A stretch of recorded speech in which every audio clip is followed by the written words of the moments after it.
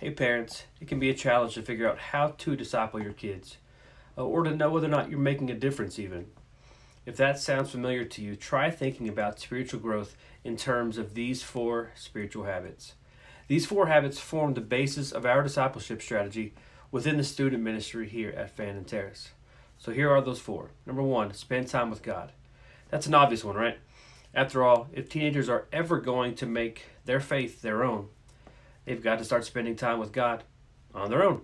And that happens by opening the Bible, having conversations with God, and discovering how they best connect with God through worship.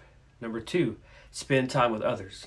Engaging in healthy community can and should be a spiritual habit that we help our kids develop. But healthy community doesn't just mean hanging out with people who believe like they do. This spiritual habit is about growing in Christ like relationships with everybody.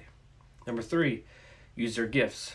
Teenagers need to know that God made them with unique gifts and talents and passions and resources. And then they need to use those gifts to serve, because when we use our gifts to love both God and others, we grow. And number four, share their story.